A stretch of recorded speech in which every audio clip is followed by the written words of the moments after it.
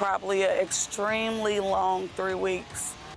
A long 3 weeks for a family tonight searching for justice. And now, new questions about a driver accused of killing a man during a police chase. Thanks for inviting us in at 6 o'clock. Ann has tonight off. This crash happened back on May 8th on the Near East Side of Indianapolis. And now the driver, who was already wanted in 2 different counties, is facing potential charges. Ashton Hackman explains why police and the victim's family say this tragedy was preventable. This is far from the first time Tasha Ballinger stood at this spot since the night her nephew was killed. Leslie Urell III was heading home from work. A friend was driving. Police say that same friend led officers on a chase. My nephew's not here. That's not a good friend. Good friends make sure you make it home. Good friends make sure you make it in the door. IMPD says an officer was following the truck for suspected drunk driving. The driver allegedly sped off through a construction zone. By the time police caught up, the truck crashed with another car at Washington and State. Urell was thrown from the passenger seat and died at the scene. The 21-year-old driver was sent to the hospital with critical injuries. My nephew would have never took the police on a high-speed chase. My nephew would have pulled over and took whatever consequences that were coming to him like he was raised to do. Court docs showed detectives pulled crash data from the suspect's truck. It recorded the truck going 86 miles per hour 1 second before the crash. The speed limit where the crash happened is 35 miles per hour. The driver, in this instance, made the deliberate and dangerous decision to run from the police. Now the 21-year-old driver is facing preliminary charges of resisting law enforcement causing death, reckless homicide, and other charges. The prosecutor is reviewing the case. Until my nephew gets justice, until his beautiful baby gets justice, I don't want her to just tell her that her father's life was taken away in a senseless accident and that's the end. And I want her to tell her that the person that did it is still suffering his consequences. In Indianapolis, Ashton Hackman, 13 News. The suspect is being held tonight in jail without bond for this newest case, as well as his warrant in Madison County. He's scheduled to make an initial court appearance next week. Tonight at 6, we've got breaking news. Police right now are on the scene of a double shooting that sent 1 man and a minor to the hospital. This is a live look at the scene from the near northeast side near 30th and Keystone. Now, police are telling us the shooting happened in the last 40 minutes or so. The 2 victims were taken to the hospital in serious condition. So far, we don't have any word on suspects or arrests. A man was just convicted for a deadly shooting at a gas station back in 2025. Prosecutors used surveillance video and shoe prints found at the scene to link Alfred Armour to the murder of Pedro Mozambique. That video showed Mozambique getting into Armour's car the day of the shooting and showed the car then taking off from an alley where Mozambique's body was dumped. The car was found burned about a mile away. Armour's sentencing is June 22nd. We've got new details tonight at 6 about an armed carjacking in Fishers that landed 2 teenagers in jail. Police say a DoorDash driver was picking up an order from the IHOP near 96th and Hague when the suspect stole his car at gunpoint. The DoorDash driver told officers his AirPods were still in the car, so police used the Find My app, tracking the car to an apartment off Allisonville and Kessler. Police say 18-year-old Khalil Glover later admitted to stealing the car with 17-year-old Jeremiah Maddox. They are both charged tonight with armed robbery.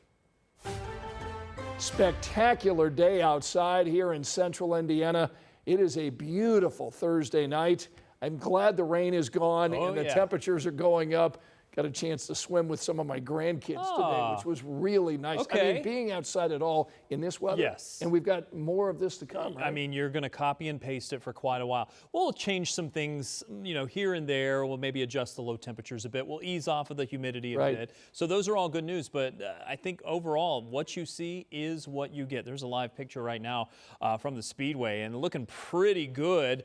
There are some high thin clouds that are in place, but it just adds to a little bit of the flavor in the sky there. Otherwise, it's not changing the temperatures very much. We've got 80 for our current temperature.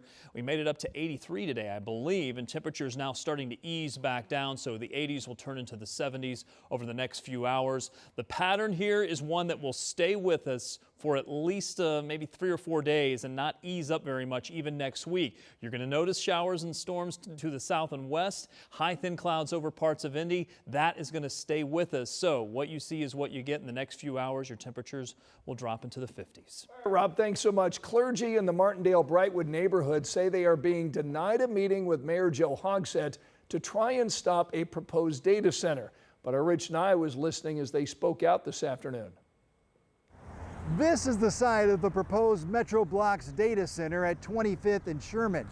And the project has already cleared all of the city legislative approval hurdles. We don't want the data center. The group of clergy oppose public dollars being used in an incentive package for the data center and say financial promises to the neighborhood are menial compared to the problems. This data center brings utility costs that will rise for our people, not only for the residents, but also for the churches that are involved here. It also brings noise issues. The monstrosity of the size of this data center, some 70 feet high, 150,000 square feet wide, it's going to be an eyesore.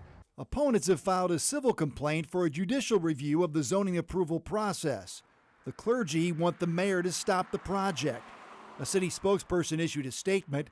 On the advice of counsel, it is not appropriate for the city to discuss this proposed development while litigation is pending. Opportunities for public comment exist for any proposed development or incentives package, and we welcome the feedback of community members and advocacy groups. No data center. In Indianapolis, Rich Nye, 13 News. Tonight, 13 Investigates is looking into the costs of these data centers. So every time you pay sales and property tax, that money helps pay for our schools, roads, and other important services. Businesses usually pay even more, but sometimes they pay nothing. So as part of deals to bring big data centers to our state, many of them get big tax breaks. So how much money is the state of Indiana giving up? How much money is not flowing to local communities? Turns out that number was hard to find.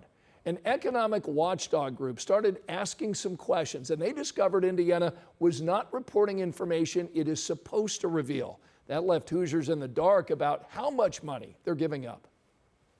So the public needs to know how much money the state is losing, but also the lawmakers need to access this information to be able to make good fiscal decisions about the state budget.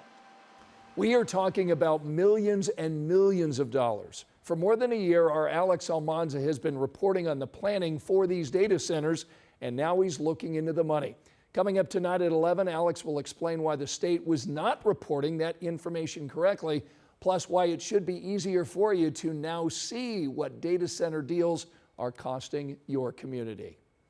Tonight at 6, we're getting our first look at the next steps to redevelop City Market here in downtown Indianapolis. Phase 1 of this project begins this summer, and it will focus on Whistler Plaza. That area will transform into a terraced area with green space, seating, and pedestrian amenities. This is part of the project that should wrap up next year. So this will mean the closure of parking spaces along Delaware and Market Street to make space for construction equipment. The city of Indianapolis plans to host public meetings over the next several months to determine what to focus on in phase 2 of this development. Heads up, if you're driving in downtown Indy, DPW is getting ready to strip patch a stretch of Massachusetts Avenue, and this could impact your lunch plans tomorrow. So we saw crews today preparing for the work, which begins at 4 o'clock tomorrow morning. So you can expect temporary lane and parking restrictions both tomorrow and Saturday between Delaware and Davidson Streets. The work, we're told, should wrap up in the early afternoon each day to limit disruptions. Still ahead on your Thursday night, we want to talk with a local firefighter who went viral after rescuing that baby deer from rushing waters. Rob? It's been a beautiful day today. Now we're going to ease off the humidity just a bit. That's allowing temperatures tonight to drop into the mid-50s. But first, a new survey shows how well Indiana drivers obey stop arm signs on school buses. We'll break down those results next.